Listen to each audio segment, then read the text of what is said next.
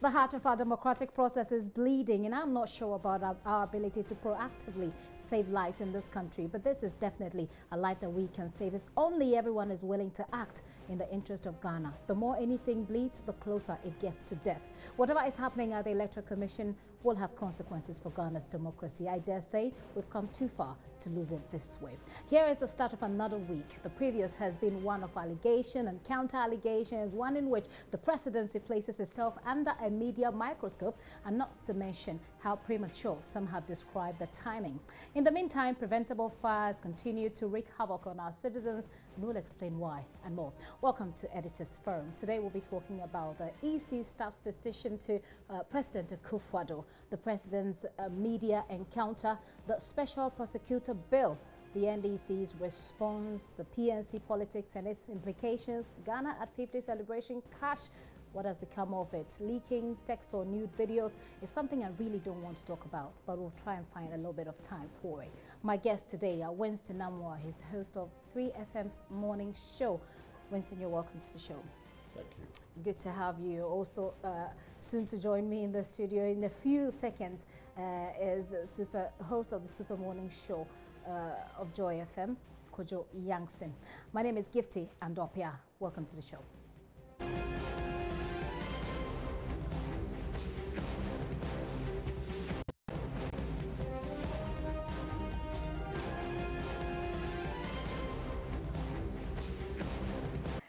Okay, and the late Kojo has finally joined us in the show. Not that I'm picking on you, Kojo. Not that I'm picking on you, but you're late. But he's usually not late, actually. He's usually one of my on-time people. It's Welcome, nice to Kojo. see you, Gifty. It's nice to see you as well. I hope you've had a very good week. So far, so good. Winston here is not feeling on top of the world, but you're good, aren't you? I'm okay. Fantastic. Once we have life, that's hope, so I guess we can call. Well, that sounds like a cliche, but I'll pretend it's not. Okay. It is. It is. Don't pretend. It is. Okay, so we're going to start talking about a rather sad one. During the week, 2 people were killed because they did not, or their neighborhood was not connected to the national grid, as they like to speak those big English, how to put it in that big English phrase. Period. They didn't have light in their room, so they used a candle. And then the candle was left overnight, and then it caught fire, and it killed both of them in their sleep. It's a very devastating story. You could just count them as a number, say 2 people have died, and then it goes away. But it could happen to you. I mean, I don't get it, especially when we have doomsday as part of our problems.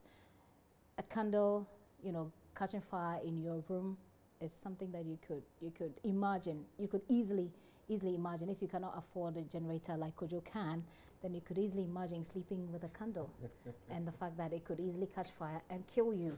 Just so you know, today there's been a fire outbreak in Kaswa as well. A lot of people we were told that five of the market women had collapsed, watching their livelihoods burn down to ashes. I mean, Winston, we're just having a conversation behind the scenes, and you were just telling me how tired you are about all of this. I am tired too, and I'm tired also because the same problem that the firefighters encountered in all the other fires that were recorded was recorded here as well. Access. They didn't have access to the market. Yeah, so it means somebody's not doing his or her work very well. I mean, talking about people lighting candles and, getting burnt in the process. I mean, how many times haven't we talked about this? It also goes to tell you, I mean, the sort of system we practice in here. I am not into blaming, authority all the time for the problems that we go through, because I think that there are certain things that we should also know. I'm sure that the Ghana National Fire Service will tell you that they've had lots of education going on. People know what to do and what not to do. I do not believe that these people didn't know, for instance, that if you do not have light, if you choose to use candles, if you're going to bed, just turn it off and sleep. Okay. Yes. Well, I mean, is it that simple? Well, Gifty, it should be simple because your life is paramount. You see, you have a responsibility for your own survival. Then that's why it tells me that they perhaps did not think, or they were perhaps negligent. Well, you see, we can always say... Will you be willfully negligent when your life is on the line? People, how many of us do not keep our cylinders in our kitchens when you have been told not to have them there? Are you saying they do not know? They know. It's a choice they've made. And I am of one conviction. I've always maintained that, you see, an act that you freely do is an act whose immediate cause, Gifty, is a state of affairs internal to you. Okay? it is your doing. For instance, I mean, in the case of the Kaswa fire, you could probably say, okay, well, so if somebody loses the property, that person might have lost the property through no fault of his or hers. But when you do that, please, let us sometimes also be responsible for the things that we do. Okay, so yes, it has come to our attention. We're talking about it, but they should serve as a means of educating others not to engage in similar things. Right. Kojo? I won't say a lot about this because you're right, we've talked about this a few too many times. Right. I agree that it is perhaps the carelessness of whoever left the candle burning while they slept, which started the fire. But it's not that carelessness that killed them. What killed them is a lack of access, poor planning, and utter lawlessness when it comes to how we set up structures in this country. Okay, because there's no planning to how we put up our property. Everybody can put up a property anywhere. And you put it up and there's no access. You live in a room that has only one entry and one exit. Nobody will come and tell you that that is a death trap and ensure that by law you build an exit, a safety and security exit into your property. Nobody will ensure that. So yes, your carelessness may start a fire, but it is lawlessness that will cause death. I see. I see. Interesting the way they put it. Well, bottom line, let this be a wake-up call to those of us who have, for any reason, have to use candles in our rooms, anything. Just be extra careful. I mean, it is your life. Anyway, away from talking about those, may their souls rest in peace, by the way. And for those in Kaswa, some way, somehow, I hope there will be some kind of help for them and that we'll be able to do the right thing in this country. Let's look at the Electoral Commission. Now, the presidency has confirmed receipt of a petition that's seeking to remove the EC chair, Charlotte say. That matter is still a cocktail in the making. She has been cited for a number of procurement breaches, among others, to which she says she has answers, according to the response that she gave on this matter. Well, on the whole, she calls the allegations lies, and she's prepared to even sue for defamation. Then the minority wave into the discussion with a warning to resist her removal, alleging the Akufo-Addo-led administration has a hand in this petition. A part of her response seems to indict one of her deputies, Georgina Opoku-Amankwa, and I'm going to try and read a bit of that in a bit. But before we do that, let me take the thought of my panelists here. I'm trying to wrap my mind around this. Like I said, it's a cocktail. Just too many things, going around. It's just too many things being thrown around. And I'm asking myself, what's happening? Kojo? Well, this is an interesting story, isn't it? Halfway through the week. More than interesting. Yes, we all heard about this petition. Some concerned staff, yet to be identified, feeling that there are reasons to impeach the chairperson of the EC. Now, even before the chair responded, and you've seen her responses to all of the accusations and allegations made against her, even before she made those responses, there were several of the accusations which, just by reading them, you realize that these are not grounds for impeachment. Somebody's attitude, somebody's perceived political bias, which could have caused what was the expression they used? Civil war? Really? Yeah, and all manner of colorful descriptions of things that they disapprove of, but none of which are grounds for impeachment. But there were a few of the issues raised that are of importance. Issues around contracts, things which there are clear guidelines against. Now, the EC chair has responded to those claims, but I think that at this point, the most important thing that can happen is that a full investigation be done. Not because I feel that there is any reason to suspect the EC chair of having done something wrong, but it's because an investigation is the only clean way of reinstating the integrity of an institution that lives and thrives on integrity. If the EC doesn't have integrity, I mean, we don't have free and fair elections. So I think it is very important at this point that whatever investigation must happen does happen.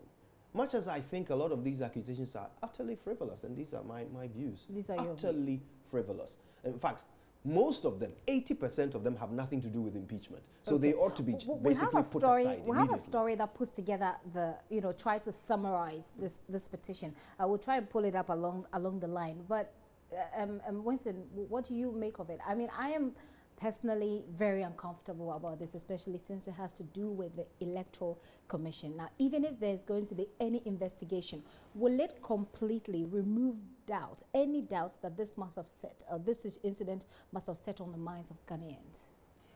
Well, that's more like, waiting and seeing what would happen. But I think that, it's important it's investigated.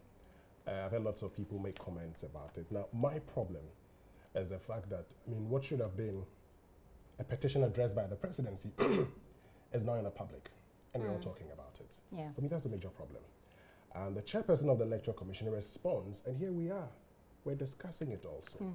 Now, in the first place, if you look at, the allegation, the petition, the 27-point petition that says she's done this, she's done that, she's done that.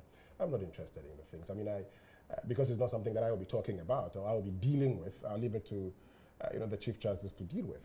My problem, however, is one, the fact that it's in the public domain, and all of a sudden, we have found some, unfortunately, political twist to it. Because you see, once you get politics involved in our decision making, like somebody would say, common sense is thrown to the dogs. Once it becomes an NPP-NDC thing, what you have is accusation and counter-accusation. And I have a problem when I see the response of the chairperson of the Electoral Commission. And she begins to draw in her deputies into all of this. Because she believes, it appears, you see, that, Gifty, the point is that reading that document, in the first place, the lawyers or the counsel for the petitioner makes the point that the petitioners are available upon request. I would have preferred that we leave it at that. And that she dealt with and it behind the scenes as well? No, you can respond to it, okay? Which is what she has done. In responding and giving it out, I don't know whether she gave it out, but and having it in the public domain also. Her response? Her response. And drawing your deputies in. Like somebody told me, was it last night or so, what is happening at the EC has become like Donald Trump's White House. All of a sudden. Is that something you agree to, Kojo? All of a sudden, Georgina Mankwa is brought in here. Amadou Sule is brought in here. Right. And you ask yourself, so she says, I am going to investigate this. All this while, would we have known this but for this petition? For me, that's my problem. As to, I have confidence within, in the processes. I think that if Charlotte Osei has done nothing wrong, she will be vindicated. If she's done something wrong, let the process work. Except that what is happening now has the tendency, like you asked the question, has the tendency, even if she stays, and Amadou Sule stays, and Georgina Mankwa is brought back, there will still be a major problem at the EC. And even if, she leaves, will it still solve the problem? I'm afraid it may not. Well, that's something that we probably would have to wait and see what happens. But I would have preferred if all these things were not brought out. Wait and see. That's very typically Ghanaian.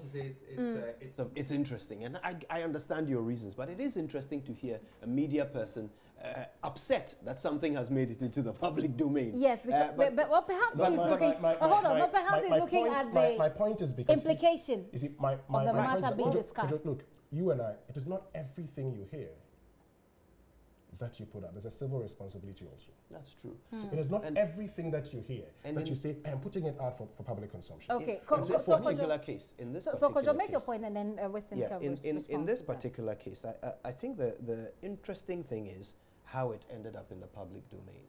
All right. So some people came together and wrote a petition and sent it to the presidency. Before the presidency received it, it was out in the public domain. All right. So at the time it came out, it was only in the bosom of one person or one place, and that is the petitioners.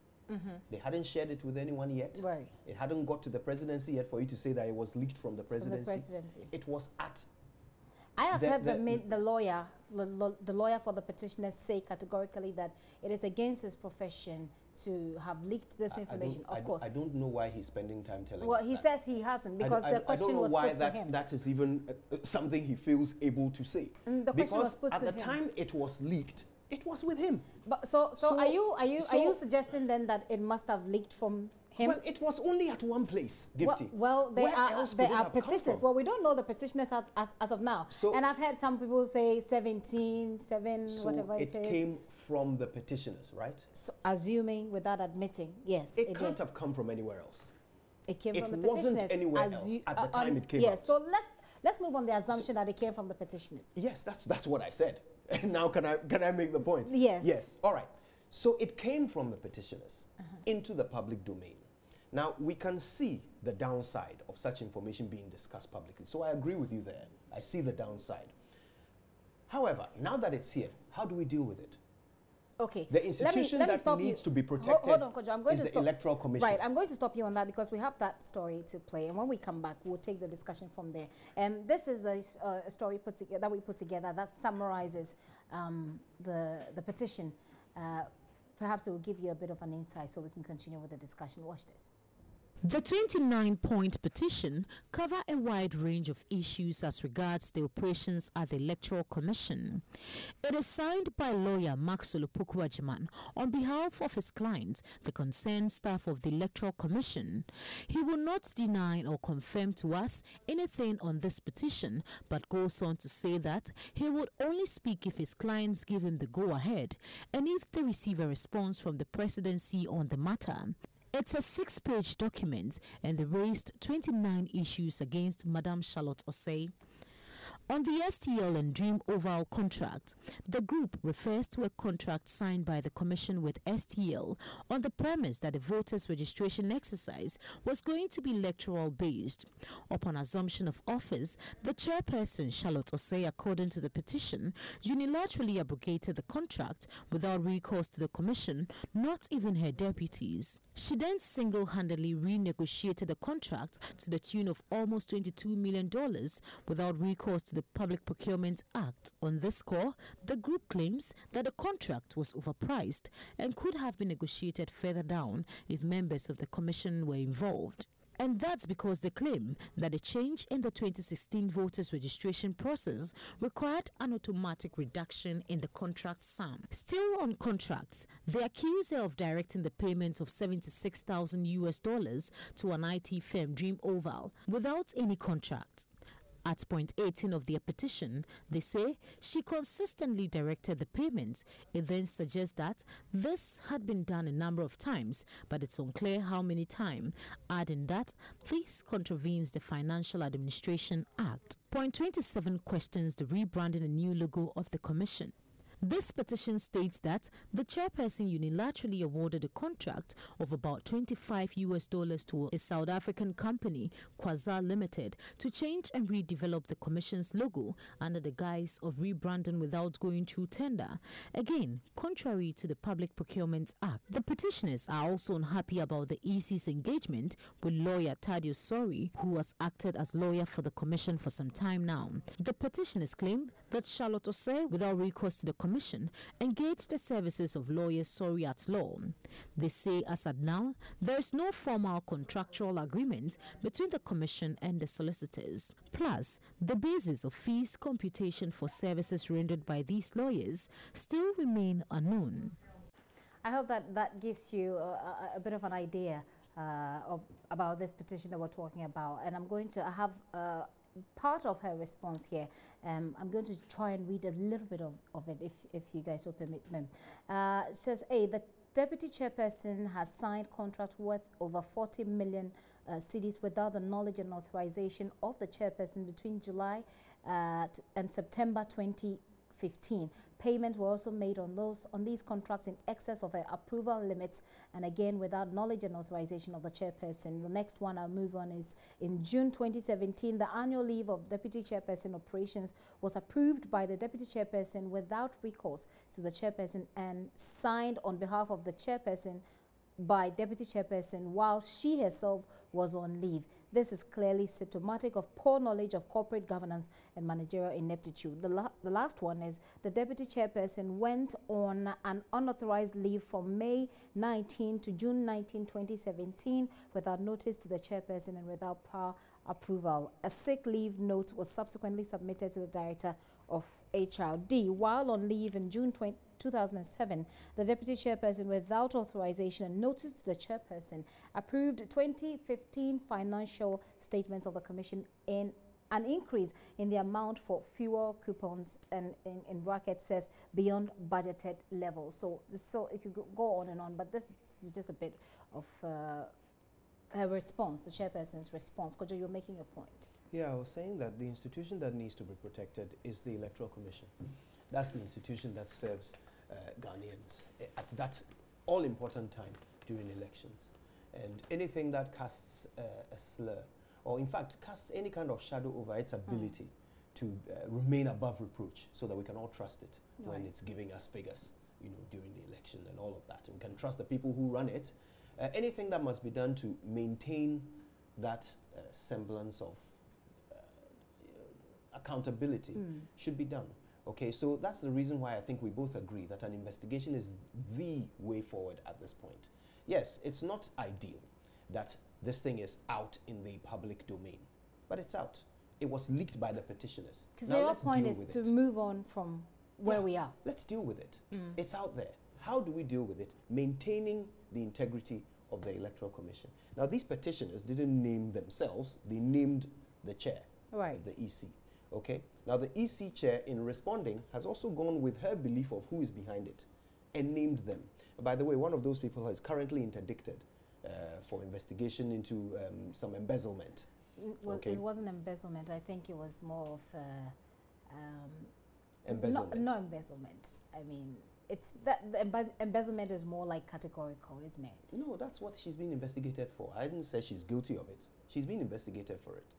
Okay. And it's embezzlement she's being investigated for. So if you listen to one of the, Obiamwa, for instance, has said that the moment that the chairperson approved that leave documentation, for the woman, Mrs. Amankwa, to go on leave, then she opened up herself to all of these things. Does that make sense to you? To be perfectly honest, a lot of these things that the chairperson has raised about her deputy, I don't actually know what is meant to be done about it. These sound like administrative things that the EC chair, as the boss of this person, should be able to deal with, ought to be dealing with.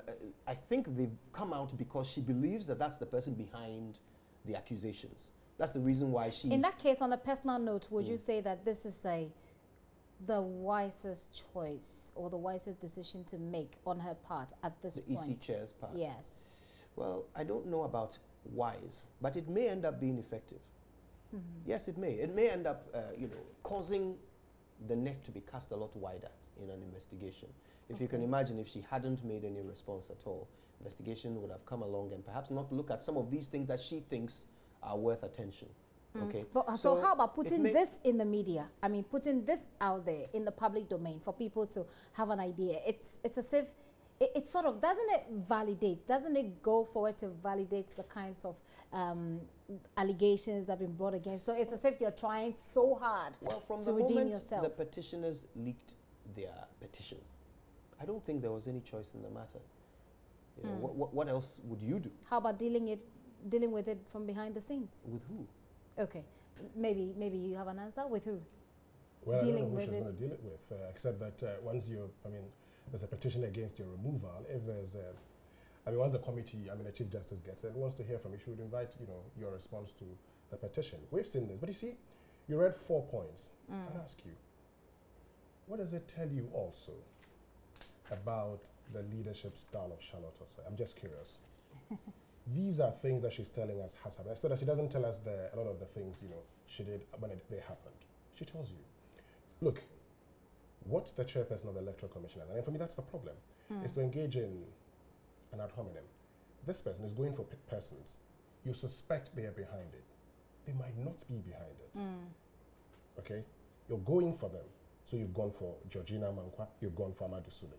My point is that, assuming you're supposed to go work with these people again, if it's found out that, okay, you didn't do anything wrong. So go back, it's business as usual. What, in your opinion, could happen? No, then, you see, then the trust within, among these 3 persons who are supposed to be heading Ghana's election management body wouldn't be there.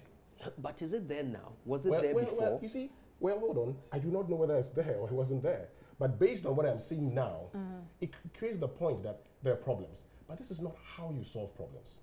How would you... When you have problems in your workplace, when you have problems, this is not how to go about it. How would you particularly when that person hasn't come saying anything to you. Now you're going on attacking personalities. We don't know whether they've said anything to her. Well, we are all assuming here. It's a big assumption game we're playing here. The assumption here, if you read the response of the chairperson, well, the she chairperson says she makes the point. How many female? I'm not sure. How many female point, deputies does she have? Do you know? I think she has only one female deputy chairperson. Only one female. Yes, there are other female commission members. But okay. One so when she says she, my point is that if you read her response, a woman. She makes reference to the fact that Maxwell Opoku-Agyeman on another platform said he was lawyer for Georgina Amankwa, and based on that, start by reading. Okay. So that's the inference she makes. Okay, so Michael, Maxwell Opoku-Agyeman has said he's the lawyer for the petitioners. What if all of these things did not happen? And the point for me is that, the Peace Council is coming there talking and all of that. But you see, the point is that this is not the best way to go about all of this. Okay. Well, Kojo's point also was that it's already happened. Yes, it's already happened. So we investigate. How do we move? We investigate. So we'll just leave it to the presidency. Yes, we leave it to the president and the chief justice. The president will tax the chief justice. If she establishes a prima facie case, would form a committee, and the president is bound by the recommendations of the committee. And that's how come I see, the comment by the NDC, they're going to resist it and all of this. And I said, it's not going to happen. I mean, whatever the committee says should happen, would happen, unless you want to go to court and go and challenge that. But that's not you going to, resist all of that. So let's allow the law to work. The minority's role in this, Kojo, what do you make of it? I think they've misstepped. They have misspoken, misstepped, and basically... They've done all the misses. What they are doing is they are trying to force themselves into a matter that has nothing to do with politics. I don't know what it is. Whether this is a minority that is... It has absolutely nothing to do with partisan politics. So who This is a complaint against the EC chair by members of the EC. Where does the NPP or NDC come in here? I understand some of them had said that there's a certain group of people who work at the EC who are being victimized because... Was that in the petition? I've heard that somewhere. Was that in the petition or the response? I'm not quite sure. So this matter had nothing to do with parties politics. Until parties forced themselves into it. And I don't know what it is about our minority. I really expect more from them. In the same way that I expect more from our party in government, by the way. But in the case of the minority, I really expect them to be raising issues, challenging government. Now, issues, when they say... but this is not a government matter. This is an EC matter. The Electoral Commission is uniquely and separately established from government. I think you're speaking from a very idealistic position. Idealistic? Yes. Please, hold on. Those are the facts. Okay. These are not fair ideals. enough. Fair enough. Those are the facts. Kojo, fair enough. But listen, when the minority consistently say that people are being, and we'll get to their press conference, when they consistently say that people are being pushed out of their office, you remember before Natoshi came, they had an issue with that one as well. So they think that this is part of a certain concerted effort to remove people who were in positions when they were in power. So they think the NPP is removing people from EC. So they come out. That's what they think. So that's why I said that we'll go to their press conference. But they have said that they suspect that the presidency has a hand in all of this petition back and forth. Is that a realistic expectation? Expectation? Yeah, I mean the EC has existed and transcended political parties. Right. Okay, so now all of a sudden the NDC will lose an election and the NPP is removing people from the Electoral Commission. So you think they're just pushing themselves into a matter? Of course they are. This has nothing to do with political parties. Okay. I certainly hope the NPP don't follow suit in a bid to respond and react, also suddenly get themselves embroiled in a matter that has nothing to do with them. Well, let me just draw your attention to a very quick one that happened on Friday. Was this on Friday? Yes, this was on Friday. On Friday in Parliament, one of the MPP MPs, and I'm saying MPP MP because of the context within which we are discussing this matter, on the floor of Parliament, raised the concern about where monies that were collected from media people, during the elections, and those collected from people for replacement of voter ID cards was because that money they could not find it in the budgets that was presented by the EC. Now, this was filed a month ago. That question was filed about a month ago. So one of the questions I asked him, and I had to host the top story for Evans on Friday, I asked him was, a month ago you filed this question. 2 weeks ago there were questions. There was another question filed in Parliament relating to agitations at the EC. 2 weeks down the line we see a petition. How then do you convince everybody that this is a mere coincidence? It doesn't matter whether it's a coincidence or not. Those are valid questions Parliament should be asking. I want to know what happened to that Very money. well. I want to see it accounted for. Very the only well. body that can ask these questions is Parliament. Whether it's coincidence or not, as long as the questions are valid, I want to hear the answers. It doesn't validate the assumption that perhaps there's a higher hand that's working to remove the EC chairperson. Well, if they ask these questions and the EC chair can't answer, the EC chair should be held accountable. Okay. I don't know whether it's about somebody trying to remove her or not. She took money from journalists and from she didn't take the money. The Electoral Commission took money from journalists and so forth. So we need to know what was done with it. And I expect they ought to be able to account for it. I don't think it should be difficult for them to account for it. Winston, what do you see? Do you see like the minority is seeing, because they appear to be seeing a certain upper hand at work here? How do you prove that in the first place? Again, my position is based on the law.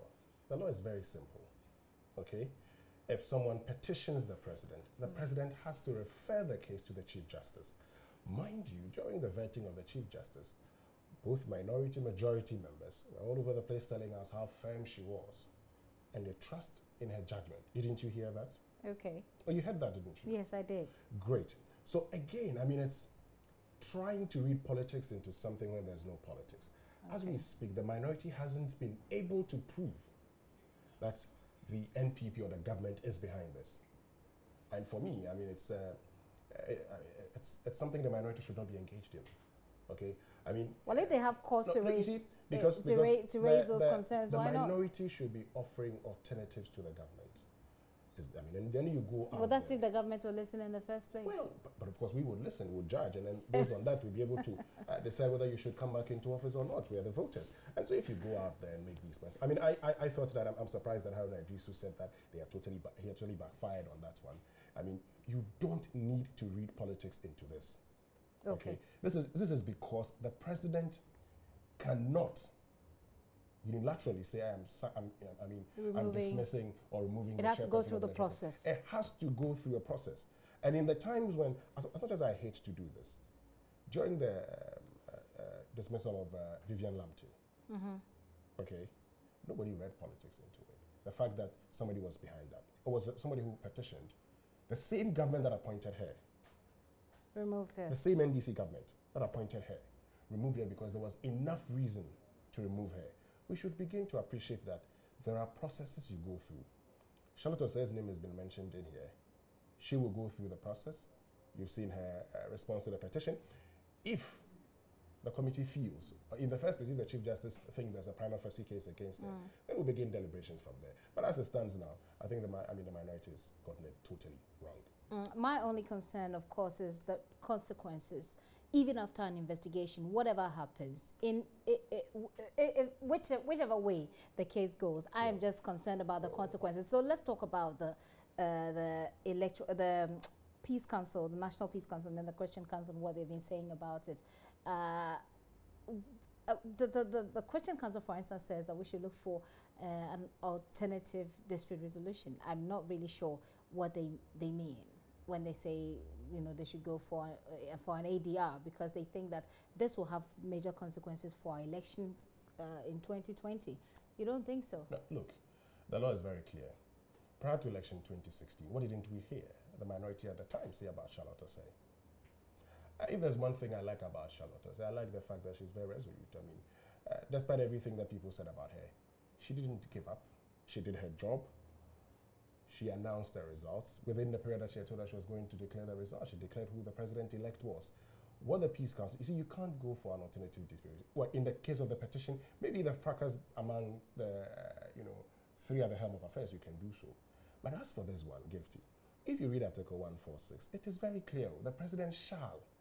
So once you receive the petition, and the presidency is confirmed receiving the petition, so you forward it to the Chief Justice, and it leaves your hands. Okay. The next thing you would have to do is to act on the recommendations. Even there, it says the president shall. So it looks like, I'll say my word. It looks like. I'll leave it at that. Oh, feel free. This is Editors Forum. Nice, I'll leave it at that. Okay, Kojo, I'm sure you wouldn't leave anything unsaid. Oh, I think I've already said everything I have to say about this. What would be your logical conclusion? Parties need to butt out of matters that have nothing to do with political parties. We hear them trying to blame each other even for armed robberies. It starts to get sickening and insulting, okay, because they know we are the audience, right? They know we're listening. They know we're the ones paying attention. So if this is the message they're passing to us and they expect us to swallow it, they can't think much of our intelligence, can they? And it's amusing to hear people like that make comments like this and expect people like us to swallow them. I see. Interesting the way you put it. All right, you're still watching Editors Forum with me, Gifty Andop, here in the studio with me, Winston Amwa, host of 3FM's morning show, and Kojo Youngson, host of the Super Morning Show on It escapes you, does it? It doesn't. I actually wanted to add some things, but I thought I shouldn't. It's Editors Forum, free your mind. I thought I should just move on. All right, let's move away from this. Of course, like I said, it's still a cocktail in the making. They're still mixing things up. Finally, maybe some way, somehow, there will be an answer that gives all of us the hope and the confidence in the Electoral Commission. Well, presidential engagement, of course, with the media is a phenomenon that's gradually made its way into a national convention. So after 6 months of stewardship, President Akufo-Addo met with the media for a review. Here are excerpts of that meeting. When we return, we'll talk about the program in its entirety.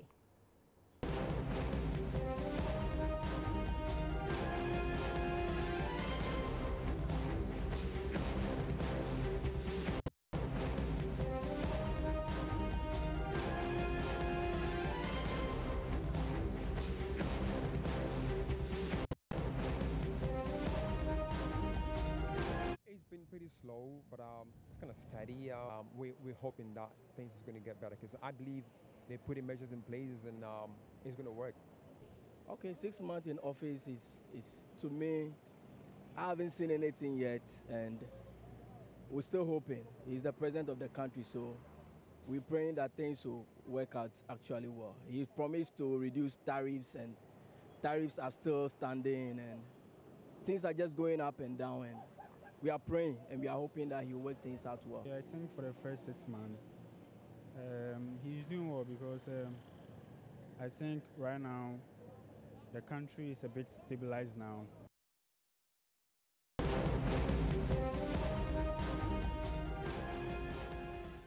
All right, welcome back to the show. Apologies for that. We'll bring you excerpts of that encounter. But you don't even have to worry about that because one of the media people who were invited is right here with us. Kojo Youngson was there, Philly Gadoji. You know, so. Yeah, I was there. Okay, so the president speaks about a whole lot of things, and we'll go into it. Speaks about the economy, corruption, sanitation, security, jobs, Woyome.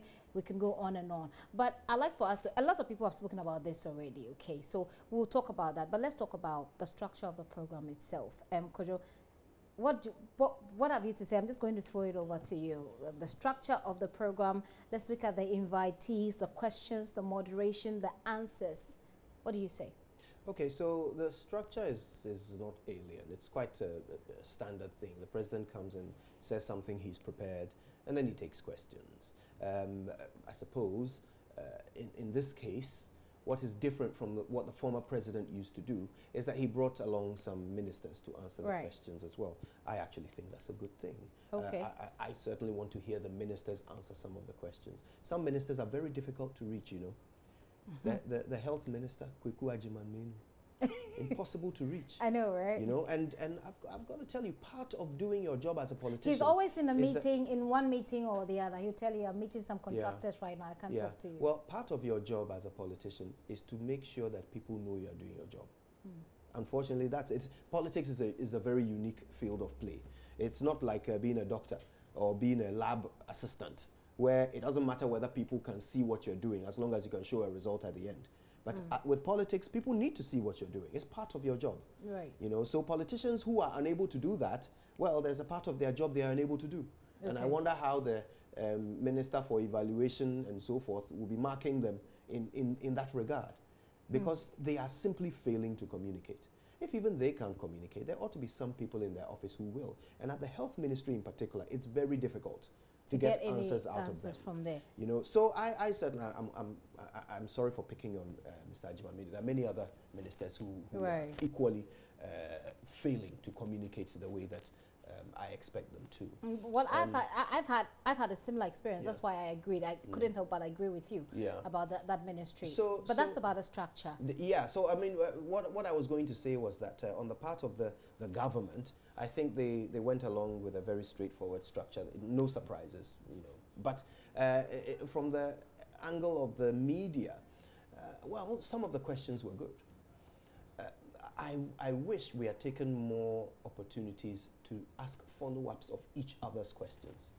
That's real accountability. If you watch the press briefings at the White House, for example, you know, when a matter is important, they will hit on that one. They'll keep hitting, keep asking follow-ups. So you answer one person's question, you call another media house, and they'll ask you a follow-up on the first question that you answered. So that by the end of it, if even it's one issue that has been dealt with, it has been dealt with thoroughly. Yeah, but that also depends on the time frame within which you have, or within which the presidency assigns to the entire project or the entire program. Press briefings at the White House last 20 minutes. Well, but this lasted 2.5 hours. I think there was enough time. So there was enough time. So your issue really is with what? The questioning from the media? I think we should have taken the opportunity to ask follow-ups of each other's questions. Yeah. But some of the questions asked were very good. Okay. We'll come to the questions, but let me take Winston's thoughts on the structure and the invitees, for instance. Well, I think, I mean, you didn't make your way there, did you? No, you didn't get an invitation from the presidency? No, I didn't have to be there. I mean, I felt that. Your questions were asked for you? No, my questions weren't asked for me. Okay. But I'm not going to ask my questions anyway. It's past and gone now. But I think that, yes, the structure we all knew, except that I felt the president spoke for too long. That period should have been given to journalists to ask questions. Okay. Again, you know, talking about follow-ups, you know, the sad aspect, yes, like many people went there with prepared questions. And so they were prepared to ask their questions rather than following up. On what the president, said. Or what anybody has asked. So what I see is that, okay, so somebody goes in there, he's prepared to ask this particular question. He's prepared to go and, you know, it's not going to ask a follow-up question on Kojo Yanson's question or anything like that. No, he's just going there. I mean, he's gone there, and some people have been given questions, you know, so they get in there, they're able to memorize it, go in there, and then ask the question, and that's the end of it. Given questions by who? Like from their media houses? From the media houses. Okay. Because once you're going there, you know, I mean, there are lots of areas, you know, the questions will be given out to you. And what I heard and what I gathered from some of my colleagues was the fact that, you know, in some newsroom, they have been giving 5 questions on each you know, area or, you know, aspect of the economy. And so that's what they definitely went out there to do. I think that a lot of the questions some of the questions that were asked, you know, to have I mean, for the president to probably tell you that I'm not the right person to answer this question, you should have known before going. I mean, you don't appeal to an irrelevant authority. The president is there. You don't go asking questions. But the president is the president. He should know everything. The president is not the chairperson of the Electoral Commission. Some of the laws give the powers to the chairperson of the Electoral Commission to be the one to take those decisions. The moment the president starts doing so, the president is interfering with the work of the Electoral Commission. But the president has an opinion. He has an opinion, but which is respected. What would he do about that? He can't do anything about that. But he has an opinion, so perhaps they were seeking his opinion. His opinion. He said, what will you do? You're asking him what he will do. There's a distinction between what do you think should be done. Okay. And so which question are you referring to? Oh, you know. I don't. I forgot. This question that asked the president about, you know, voting and all of that. Okay. So, you know, that's... that was Mrs. Japan. That was Kenneth Japan's wife. I've forgotten the name of the person. Right. But I knew that was a question of it, you know. And I mean, questions about why he was made, you know, an AU gender champion. Why is it irrelevant? I actually thought that was a good question. No, particularly because she asked what did you you do to deserve it? No, That was the question that a lot of people were asking after that award was given him. I felt that the president had made promises. Now you have a chance. And that's why I said the president spoke for too long. Okay. You should have spoken for 5 minutes to 8 minutes, and then allow the media men present or women to ask questions. And then he would then bring in the answers. Then he would answer those questions. Because just things that the way the ministers were brought in to answer specific questions relating to the ministry was such a good thing. There are other people who think that it presupposes that the president is not on top of the issues, he doesn't know everything. Perhaps everybody expects him to know. Not at all. I mean, once you vote for a president, he tells you, I mean, even in the course of the campaign, he makes the point that I have the team to do the job. The president can't do everything, and that's how come he has ministers. The ministers would report to the president. And so if the president has the minister there, come on, all he has to do is to get a minister who's on top of the issue. Because mind you, the minister is that person in charge of that particular sector and is in charge of the day-to-day administration of it. So I didn't see anything wrong with that. I mean, I thought that it was good that the ministers were brought in there. And so if you threw any question that the president felt you needed would be better answered by a minister. Better particulars. If you could put it that way. I mean, the minister would be the one to, address it. It doesn't mean the president is not on top of issues. Of course, he's not expected to know everything. Okay. Kojo, moderation. The minister for information was there, doing his job. And you were one of the people I spoke to right after the show, right after the press conference or the media encounter on my show. And you indicated that you had a question, but you couldn't ask your question. Well, I'm sure I'm not the only one. There were many other journalists there who didn't get the opportunity to ask their questions. Well, I mean, it's not an easy thing to do. Let's be fair to the minister. To moderate such an encounter. Yeah, you can't notice everything, and things start to blend together in your mind after a while, and it's easy to get things wrong. For example, he said at some point that there are too many people from Joy here. But at the time he said that, nobody from Joy FM had asked a question. True. By the end of the event, only one question had come from Joy FM, and that was from Evans. So I think after a while it all gets a bit merged in your head, and you know all these people in the room, so it gets a bit difficult. So I suppose for him, there can be some learning points for the future. Perhaps he can do a bit more production of the selection of questions. If you have a clearer view of how many media houses are represented. You have invited, because you invited them. So you have a list. Yes, so that you can perhaps work in a way that is a bit more fair. So that you can give as many people as possible the opportunity. But on the whole, I wouldn't really hold it too much against him. I don't know what I would have done in that situation, because it can't be easy. Well, you would have done the pre-production, like you said. So maybe, yeah. But once you find yourself there without the pre-production, what do? You try your best. You try to see if you can pick as many people to represent as many media houses as possible. But it's very difficult to get it right when you are doing it. What was the question? What was my question? Yes. Oh, I'll ask it on my show. Don't you worry. But you said that, okay, so the next day was a Saturday. Yeah. Okay. Well, why? Come on. This is Editor's Forum. Don't you worry. Drop it like it's hot. The question will come out. Don't worry. I'm not worried. I just want you to drop it. There will be follow-ups. So why are you holding this question, so close to your chest? Oh, I'm not. You are. I'm going to I've been asking this question since Friday. 6 million people on my show, so I'm not holding it close to my chest. Okay. Well, let's look at the answers then. So I'm going to leave you to talk about it generally if you want to. But my question will be that what for you? I mean, he spoke on security, he spoke on the economy, like sanitation, etc. My question will be, what for you was the agenda setter, and why? I think the question that I wish most people had come back and asked more about was on the BOST issue. Okay. The president's answer to Evans's question about BOST was that, the BNI said that it was an unregulated area, and so that's the reason why they were able to conclude that the BOST boss did no wrong. I don't know whether the president doesn't want people to know. About the bust? No, no, no, no, no, no. Okay. I don't know whether perhaps he doesn't want people to know that, look, okay, and maybe I shouldn't also betray the confidence, but I'm going to draw a picture for you. So imagine you're the president. You've come back from Zambia or wherever it was he was visiting at the time the thing broke. You've come back and you've heard that your appointee is being accused of fraudulent transactions. You know, he's supposedly set up a company with the same address as his own private company to come and buy contaminated fuel to make a profit. Now, you've heard that your minister has set up a committee to look into it. But of course, you're wondering whether these accusations are true, whether indeed your appointee has committed these fraudulent acts, for which reason he really ought to be interdicted while the investigation goes on. The boss. Yes, as a president, with all these questions in your mind, will it not make sense that you will ask the BNI to look into it and find out whether this man should be interdicted while the committee does its work?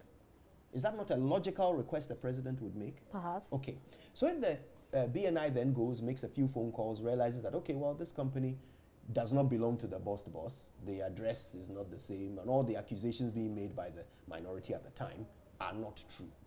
So in fact, the committee can continue its work without the man being removed. So they go and report this to the presidency that, look, your man, the things that he's being accused of, there's no evidence to support them. So you let the committee do its work. Okay. Okay. So the BNI makes this report to the presidency, and somehow in the communication of the minister, the expression is used that he did no wrong. The BNI says he did no wrong, when in reality the BNI were asked to check one specific thing. You know, but the president for some reason doesn't appear to want to follow that narrative. Okay, I'm not saying that's what happened. I'm saying he doesn't want to follow that Isn't narrative. that what he did? No, what he said was, the BNI said that that was an unregulated area. Right. Okay, but the fact is, the NPA had said before then that those two companies, Movimpina and Zoop Oil, the NPA is going to take them to court because they didn't have the requisite licenses. Right. Okay, that's what the NPA said. So how did the BNI then come along and overturn what the NPA said? Because for the NPA to take those people to court, it must be a regulated transaction. So I'm still trying to get the picture you're trying to All right, paint. President says the transaction was not a regulated one. That trade of contaminated fuel has never happened. So that trade was not regulated. So if it's not regulated, you can't say that the boss violated regulations. Any rule, because then there's no rule. That's what the president said. Right. Which is what the energy ministry said. Yes, but you see, this goes against what the NPA said. Okay. Because the NPA said they were going to take those two companies to court for not having the requisite license. Now, I know for a fact that Zoop Oil, by its incorporation and by what it does and by the facilities that were found at their location, is a company that processes off-spec fuel into other products. To process off-spec fuel, there is a particular license that you require. There is one. To trade it, that is to buy it from A and sell it to B, there is no license. There's no company in Ghana that has a license to buy contaminated fuel and sell it. That's trading. So the point is that there are still a lot of unanswered questions about BOST, and the president's answer contradicts what the NPA said. Okay, so for me, I'm wondering why perhaps the president didn't. And again, I don't know whether I should keep going down this route because well, you know you can. Well, you know you see, should. I feel that it would have been a safer answer from the president to say, look, I wanted to know whether the boss should be interdicted while the committee does its work. So I asked the BNI to check on the accusations made against him. They checked it and they were baseless. And those accusations are baseless. We checked them here. JoyNews checked them and found them to be baseless. The Movimpina company is not registered to the same address as the boss. Okay. They don't have the same phone number. Okay, so for you, that would have been the agenda setter. For me, that would have been the agenda setter. Yeah, we should have followed up. Did it afterwards? After the media encounter, the reports, that came out, how the media treated the encounter. Did it for you suffice? I think the media could have done better. I've already said how they could have done better. But I don't think they did badly. I don't think they did poorly. I think they asked good questions and certainly brought out important issues. But whether those issues were satisfactorily exhausted, that's another matter. Okay, wouldn't it be also an issue of timing? I think we could have done more, even with the time Even with we the had. time we Yeah. had.